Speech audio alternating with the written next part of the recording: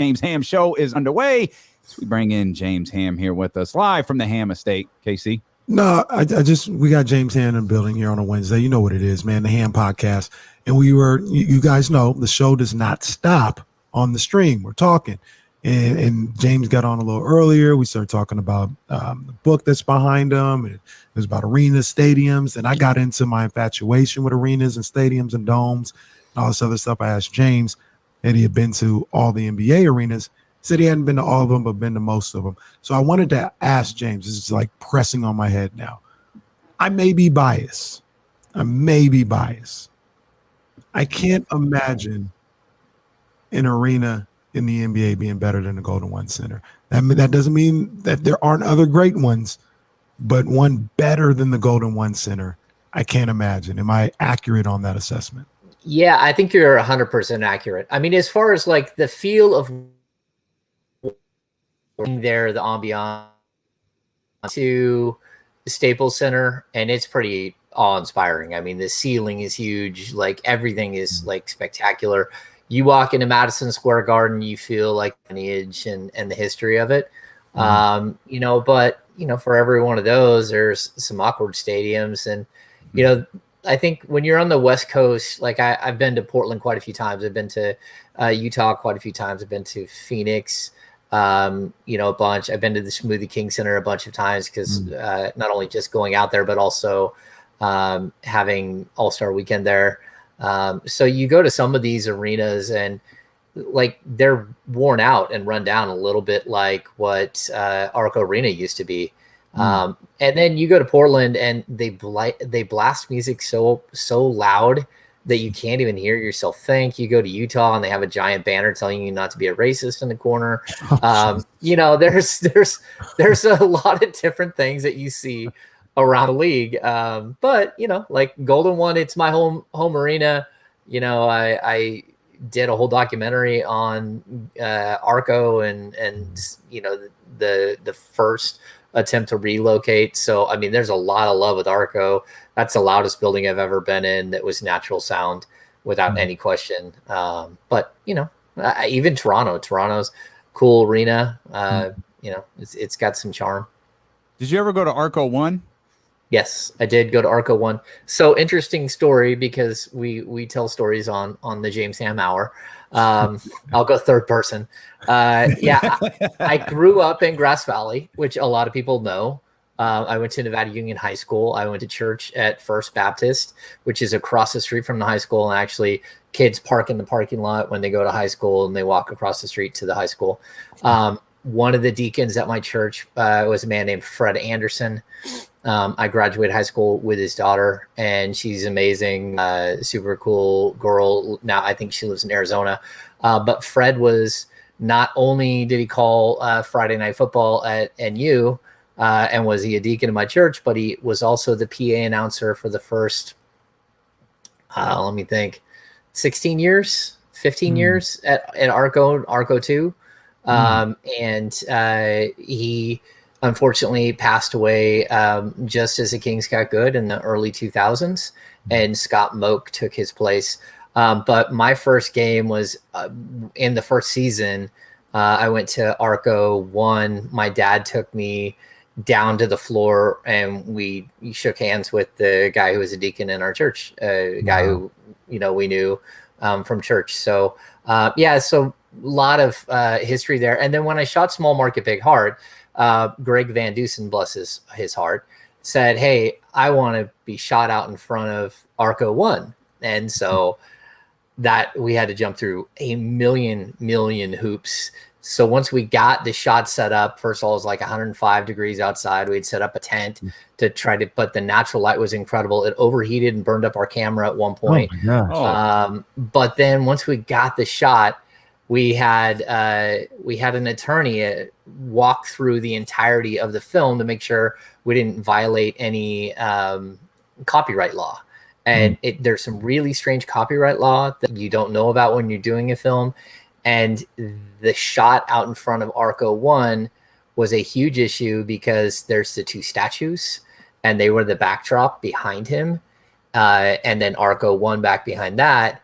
And those two statues were done by a pair of brothers in Sacramento that had since passed away. I think they lived into their 90s, but we had to find one of their daughters and have her sign a release for the copyright infringement on that. And actually, if you go back and watch Small Market, there's something really interesting. If you watch Jerry Reynolds, he has a poster from the 2002 season, and it's all hand-drawn poster that the Kings have put out.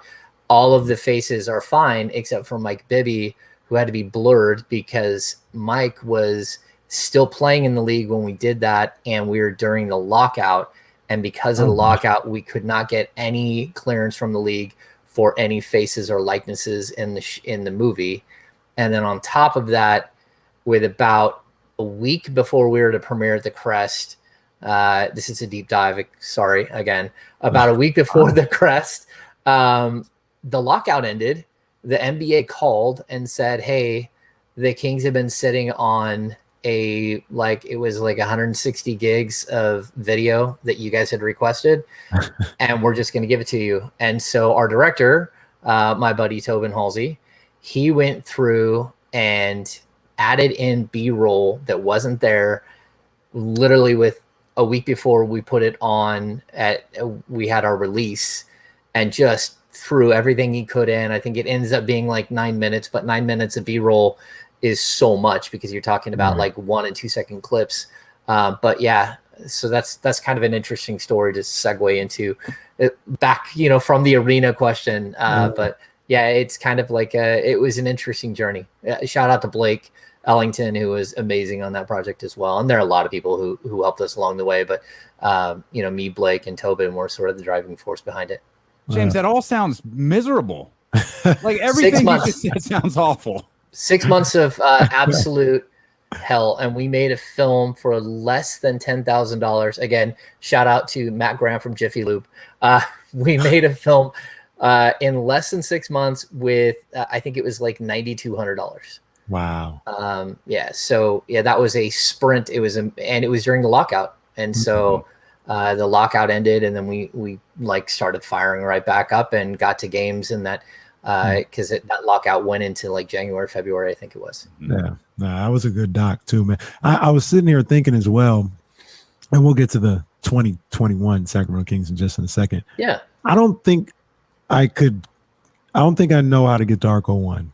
Like if I was like, yo, I'm about to drive over there right now, I don't think I'd know how to get there. It's still up, and it's like a real people are working in there, right? Like as often you've driven by it. You've driven by it probably 500 times. So if you get off on Norwood and you take a right off the freeway, Northgate, and you take a right off the freeway, it used to be the only way into Arco 2 was to get off there, and then you take the first left. And as you're going down, I think that's not Del Paso. It's Arena now.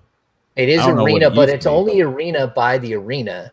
I don't think it's... Yeah, that's right. It doesn't start. Yeah, so you take a left right there, and if you're cruising down towards the arena, towards Truxell, it's on the right-hand side. And I think it's the Office of Consumer Affairs, and it's owned by the Buzz Oates Group. So, we were able to go through, the Buzz Oates Group, which, of course, Buzz has passed away, and his son Phil is an absolutely amazing man. But he wasn't even involved in that unless someone reached out to him and said, "Hey, can they do this?" And he said yes. But it was, it is hiding right there, and you can drive by it and you wouldn't even see it. And that was one of the first pop-up like concrete buildings ever done. So they basically laid out forms on the ground, they poured the concrete, and then they flipped them up. They flipped up the walls using giant cranes, and it was built in so little time. It was crazy. So yeah, it's a cool story. Like I've been in Greg Lukenbill's basement, like shooting that. And, I think we had 23 interviews. Greg Lukenbill is the only interview that I did not actually do myself. That was Blake Ellington, because they had a really good connection. But yeah, really an interesting adventure that took a lot of our time, a lot of our energy. And I mean, we never made a penny off of it. Shout out to the Tavares brothers. who were part of that and were very helpful with research and videography and stuff like that. So yeah, it's an interesting journey for sure. That's awesome, man. I'm just trying to remember. I don't think I've ever been to a basketball game at Arco 1, but I went to a dozen or two wrestling events. WWF used to roll through like every other month, back in the, late 80s or whatever. Like I distinctively remember wrestling events though, but I think my first basketball game was at Arco too. And James, you'll appreciate this. Damien knows this, but apparently like WWF and wrestling love coming to Sacramento. Like they loved Arco 1 and 2. They were like, it was just like perfect for lighting and what they were trying to do with the cameras. Like they were like, and it was very loud. Places to go in the country. Yeah, and the circus also loves Arco 2. Like, because I don't know if you know of the circus tunnel.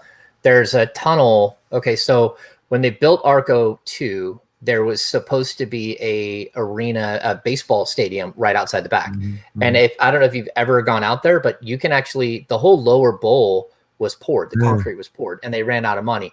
So basically, Al Davis was working on a deal to move. Not just he wanted to move the Raiders to Sacramento.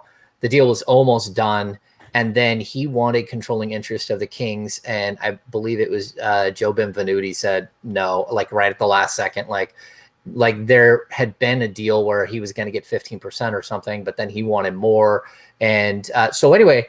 There's a tunnel that was supposed to go from Arco 2 out to the baseball stadium. And they were literally going to just bring food, have the one kitchen at Arco 2, and bring food through the tunnel to the baseball stadium. And that's how they were going to basically do this whole thing. And so the tunnel goes, I don't know, it's probably 40 feet deep, but it just, of course, was never built. Right. And that's where all the carnival people stay when they do the circus in Sacramento, or where they used to.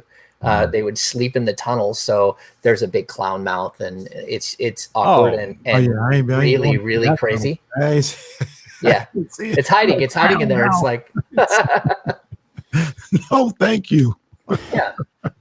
Took a really weird turn.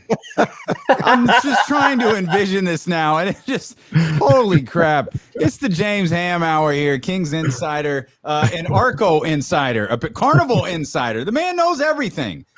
Well, remember that, like, the books behind me, most of the books behind me are history books. So I went to UC Davis. I have a degree in U.S. history, modern U.S. history. I love history, and so, like, I consider myself, like, there used to be a Kings historian, and unfortunately, in one of my first seasons, he passed away during the off season. But like outside of Jerry Reynolds, like, and I've had so many conversations with Jerry, like I've worked like for a long time to like fill out as much information into my head about just the history of the Kings, how it was done, how everything, how they moved here, everything else. So eventually, maybe I'll write books, but it's such a niche market that like a lot of publishers are like, so I don't know. We'll see. Niche market would be all about it though. Yeah, you sell out here easy. Yeah. So you may not get this reference, James, but you got the juice now. Oh yeah, James does not get that reference. Remember, James didn't know who T-Pain was, so let's. Oh, I didn't know who Rick Ross was. We had that discussion. We did. You know who Louis the King is, though? That's what we affectionately call Louis King. We call him Louis King. We've been watching, this summer league through the perspective of there's 4 guys on this team who are going to play in Kings uniforms probably at some point next year. If you throw in the two-way guys of King and Keita, and then of course Davion Mitchell, Chimezi Metoo. Do King and Metoo have like real futures with the organization? Because we've really enjoyed watching them through summer league, and truth be told, we liked watching them a lot last year as well.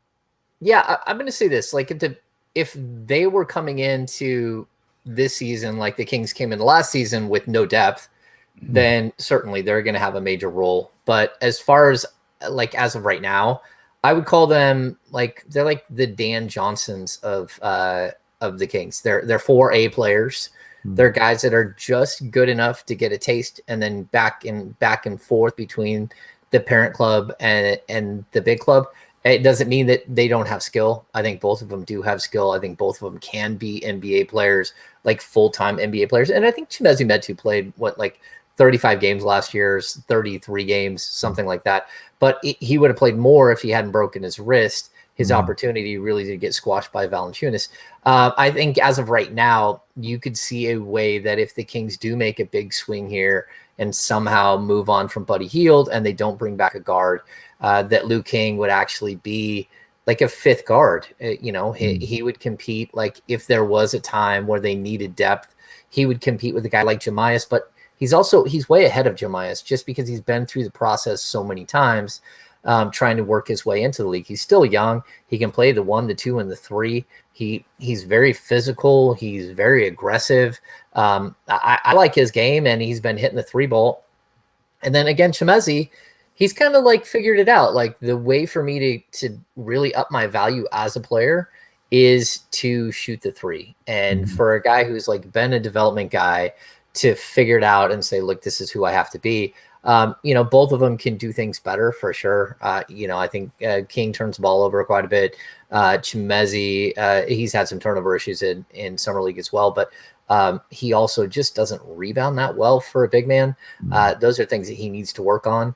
But you can see where in spot duty, they both could help the team long term. And, I think Neemias is the same. Nemi Keita is in the same boat. Like, I think that there could come a time where he is sort of the Alex Lynn, the next generation of Alex Lynn. So in 2 years, can he eat those minutes that they're going to give to Alex this year? I think that would be interesting. We, me and Damien and I, that's better grammar there.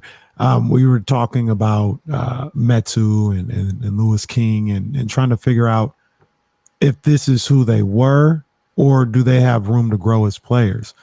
And I looked at Metoo, and like you said, I feel like he's starting to figure it out a little bit. I feel like he may be able to grow a little bit. And what do you think about this comp for Metoo? I think last night on the broadcast, Greg Anthony said Christian Wood. I don't know if he can get as good as Christian Wood, but I was thinking about Andre Blatch. You remember him from the Wizards?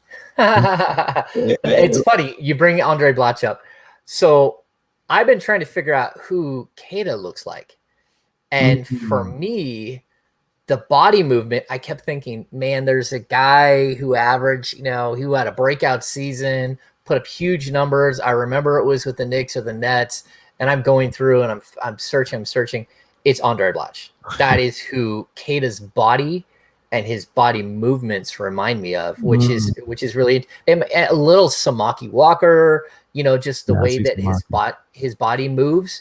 Yeah. But Andre Blatch is someone that, like I could see that. I could also see him like filling a role as like a scoring big off the bench for many teams. Like if he can get to a point where he's consistent and he can consistently hit the 3, we're talking, 2 to 3 threes a game. If he's taking 4 threes a game, 5 threes a game, he's got to shoot close to 40%. I think last year he shot over 35. But that's how I think he could have value in the league, in the modern NBA. And he's interesting because, he can really block shots. He's extremely athletic. We've seen that in the past, but he really is playing on the perimeter a ton during summer league. And I think that that's something that he's like kind of settled into, but it's also the Kings don't have the huge lob threat. He's not playing the 5. He can play the 4 and the 5 at the next level. But he's going to have a tough time getting off the bench this season just because I think the Kings are so deep as of right now. I mean, like people can dislike the Tristan Thompson acquisition, but Tristan Thompson's a seasoned guy with like over 500 starts in the league. I mean, he's a guy that can step in and eat minutes if you need it. And I just don't know that Chimezie is there yet. And people are like, well, I'd much rather see Chimezie. And it's like, okay, would you much rather win or would you much rather see Chimezie? So if it's about development, then sure, give Chimezie all kinds of minutes. If you actually want to make the playoffs, then those 12 to 15 minutes a game could go to a guy who actually is proven to be an NBA starter and rotational player on, say, 4 finals teams, like Tristan Thompson was. Yeah. He's still that guy, though. We know he can. he's such a unique player. Like he's Yeah. good, but I think because of the way he was paid, because he was with LeBron, he was with Clutch, all of these different things, it's like, well, you're not supposed to be good. You're supposed to be great. And like, those are the expectations we have put on him. Like, he's good. That's what he is. I thought he was going to work out a little bit better than he did in Boston. I'm in a limited role. I don't really have a problem with him here, but he's such a unique player in the league from a fan's perspective. Yeah, he's a throwback player for sure. Like, I mean, he can't shoot from the perimeter. He doesn't shoot from the perimeter. He's a really good offensive rebound, probably one of the better offensive rebounds in the league historically. I mean, like over the last 10 years, I averages, 4 or more offensive rebounds a game. He can get you a double-double, but it's a struggle to get to a double-double because he's not a big scorer. And, he does play some bully ball. It's something that the Kings have needed. I mean, you go back like in the late 90s and the early 2000s, there's a bunch of guys like him in the league. And I just think, like guys like, I don't know, like Kevin Duckworth, guys the big guys that just kind of hold their ground and don't let you get inside and hit you hard. But, he doesn't play above the rim, which I think is really one of the basic tenets of the Kings offense is you got to be able to do the roll. And so that's where if you can't shoot the three and you can't, go up for an alley-oop, then I'm just not sure where your value is because the Kings don't need a back to the basket guy type stuff. Yeah. Me and my co-host, we were talking about this to start the show and what this Kings team has shown defensively in Las Vegas. We know it's just a summer league team. Like we said, half of those guys, if we're lucky, will get to Stockton. But Bobby Jackson, what he's been teaching, what he's been having these guys show out there on the court on the defensive end, we feel like it might put a little bit of pressure on the big team to say, hey, and you know how Sacramento is, we're not asking you to be crazy. We just want you to be grimy like these guys were here in Las Vegas, get in the defensive stands, be aggressive on the defensive end. Do you think that this is the start or the first peek into what is possibly an organizational culture, like heat culture, like way of going about things? We're going to compete and be physical on the defensive end, and we're getting our first glimpse of that with what Bobby Jackson and these guys are doing in Vegas right now? Yeah, I mean, like, look, this team is going to be better defensively. I mean, they can't be worse. I don't think there's possible for them to be worse than what they were last year. But again, when you add a Davion, when you add an Alex Lynn, a Mo Harkless, Terrence Davis, Tristan Thompson, we're at 5 guys already that are really they're defensive minded guys. Like this is kind of their calling card, right? I think Terrence can score a little bit better than the rest of these guys, but they're all sort of built to fill in the holes. Then you should be good. You should be better. I don't know. Like if this team was to make a Ben Simmons trade somehow, right? They would take Buddy Hield and Marvin Bagley and 3 firsts or 2 firsts and go out and get a player like that. Then, I mean, this team could literally go from like 29th in defensive rating or 30th to like top 5. I mean, that it's that impactful if you could have that one major piece that fills into the starting lineup.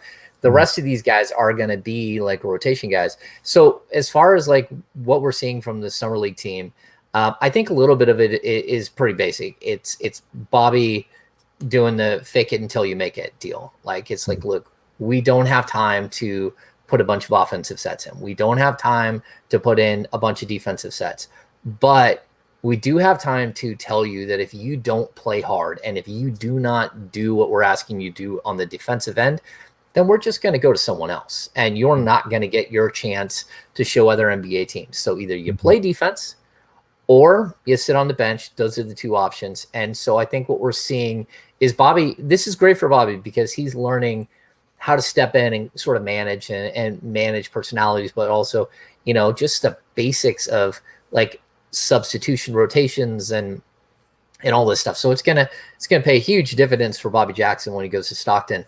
But also I think this is setting the standard for what the Stockton Kings are going to be. They're going to be like, look, we're going to be gritty. We're going to be tough. But they're going to look a lot different when Davion Mitchell isn't, running the point. And so, yeah, I think it is sort of a cultural change, but it's cultural change that had to happen, A, and B, it's by design. This is who the Kings were going out and getting this offseason. They went out and with a focal point on how do we find guys that aren't our, we know who our 4 key guys are in Fox, Halliburton, Barnes, and Holmes. We know who they are.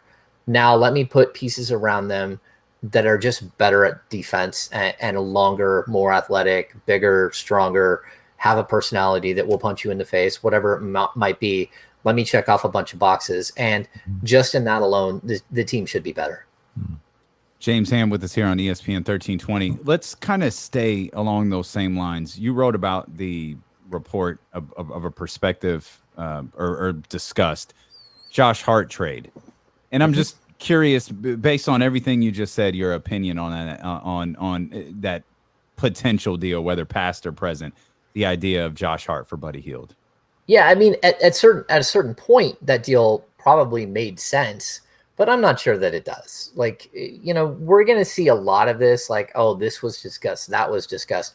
Like, look, there was a huge amount of discussions going on between, like, the Kings and the Memphis Grizzlies, between the Pelicans. I mean, like, those 3 teams were already discussing things. But when I look at that deal now, I look at the Pelicans as a tremendous loser in this offseason. Like, they did not have a good offseason at all. And what that means for that team, like, I don't know. Like, they cleared a bunch of cap space to go get a frontline point guard. And then they struck out and they ended up with, I can't remember the kid from Charlotte, Graham, right? Oh, So Graham, yeah. So if that's like your big move, but you also lost Alonzo, you also lost Bledsoe, you also lost Steven Adams, you picked up Valanciunas, which I really like, except for I don't like for that team because now you got 2 giants again. What I'm not going to do is I'm not going to let them off the hook in the offseason.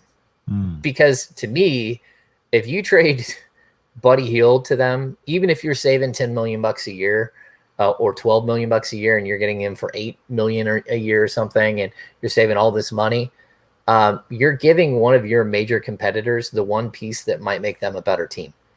And they have to have 3-point shooting. They don't have it. I don't know how they're going to fix that problem, but it's so late in the offseason. It's like, how do you do it? I mean, again, like Lauri Markkanen is available, and they could probably get Lauri in there. But again, how does that, like, where do you play him? You already have all these gigantic people that, you can't, that don't fit already. So like, how is he going to eat minutes? And you hear this, like, Zion's going to play point guard stuff. So like, all right, but whatever. Like that's fine. You can keep dreaming that and you can win 25 games. That's fine. But like, I think that when I look at Hart, like, he's a really good rebounder. He's a good defensive player. He's an okay shooter. He's played for Walton, so there's some familiarities, but he's an undersized 3. He's a 6'5" dude. I mean, shockingly averaged 8 rebounds a game last season, but he's an undersized 3. It just doesn't make that much sense to me, especially if you're giving up an elite asset as far as the 3-point shooting in Buddy Hield, and you're giving it to the team that needs that you're going to compete for a playoff spot.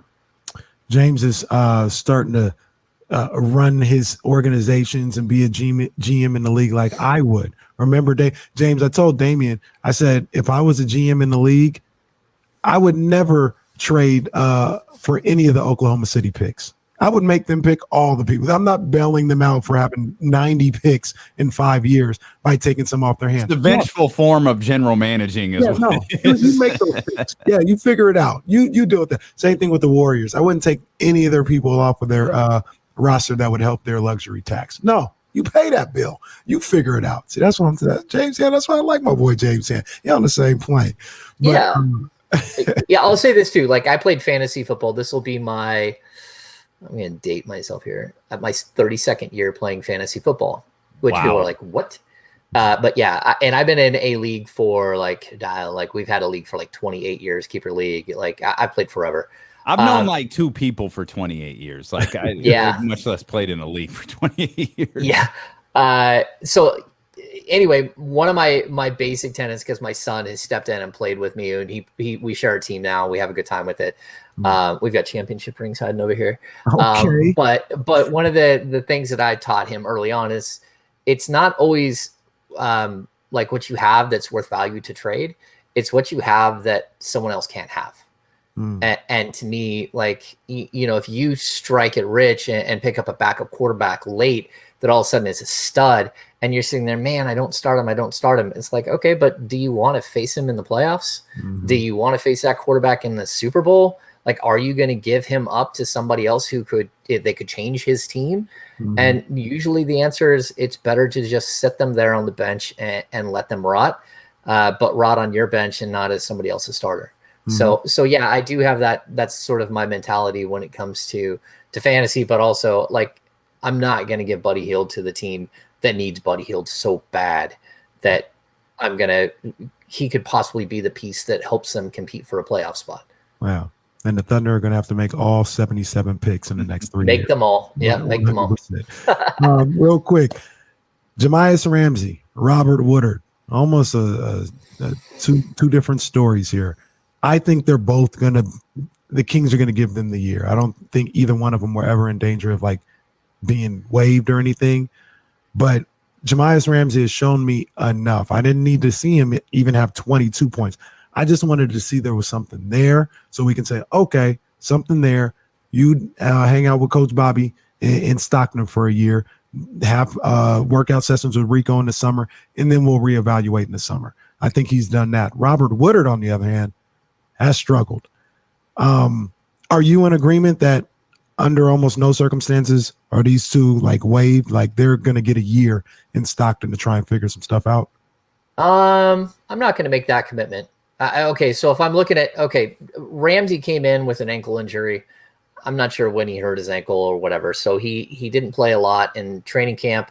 Then he shows up to the Cal Classic. I think he missed the first game. He played the second game. The second game, in 17 minutes, he was so bad. And it was like, holy cow, this is not a good thing. The first game, about halfway through the first game, I thought to myself, oh, he might not be an NBA player. And then, like, he settled in, the light bulb went on, and you're like, oh, there he is. Look at that. All right. So now you're like, okay, he's going to be in Stockton a lot of this year, especially the Kings don't have any need for him on the bench at all. So yeah, I think Jamias is safe, and Jamias, he's on a guaranteed contract. And so is Robert Woodard. They're both on guaranteed contracts. But when I'm watching Woodard, like, I don't know what happened. Like, he looks like out of shape, which I can't imagine because the dude is so yoked. It's crazy. I thought he got too big, James. He looks like he might have got too big. Yeah. And he's turning the ball over. It looks like he did not work on his ball handling at all. His 3-point shot is like Omri Caspi's. It's scraping the ceiling. You're like, what is happening? So I'm just confused. Like, what happened from the moment that he got done with the G League bubble to today? How did this happen? How did he slip through the cracks? And I think it's a huge concern. So I wouldn't the Kings are going to have to make a decision here on Justin James in the next couple of days. I'm going to predict that Justin James is waived before his contract becomes guaranteed on August 15th, which, to be honest with you, Justin James, there's no question who I'd rather have on my team. Like, I like Robert Woodard. I think he's a good kid. I think he's I just don't know that he's ever going to have that moment where it all gets together. But then again, maybe he goes to the G League and it works out. Either way, he's already on a guaranteed deal. So, but I'm also going to say this, like, the way that trades work, having a $1.5 million player on an expiring contract, he's a player that could make the difference one way or another in just the financials of a deal. And so, like, I'm not going to be convinced that either one of them are untouchable or that either one of them will be with this team the entire season. The Kings might need that roster spot, and they might do something different there. Gotcha. It's always great stuff, James. I can't stop thinking about the clown tunnel. Yeah, that's the clown tunnel. Like, I'm gonna have nightmares because no for me. James Arco. I don't know why I didn't know that was a thing. And like, I'm looking in the chat. Looks like Jill Adge. It looked like there are people who have been in it. Oh my God. Yeah, I've been in the tunnel. Yeah, I went in there and took video and pictures for small market. Yeah, and it's not that far from the old media room. If you just kept walking, because you know how it circles around. There was a time where they had to move us out of the media room because they were building out that whole area, and they put us around the corner, and it really wasn't that far from it. And they, during certain times of the year, stacked with chairs and everything else. I mean, but it's awkward. Why the hell would they paint a clown on the wall? Like around the mouth of it, it looks like a big mouth. Gosh. Yeah, Wow. I'm sure you can Google it and find it. Covering the Kings that day if they put me in that.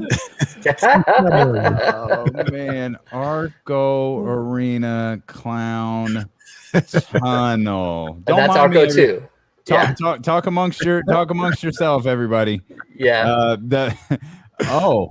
Okay. All right. Oh, you got a picture of it? Well, it's for reals. It's. Oh, wow. Yeah. Yep. There it is. I don't think I've ever seen this. It's big. Like we're not talking like a little tiny tube. We're talking a tunnel where like, I don't know, like 50 carnies like throw down sleeping bags and sleep in there.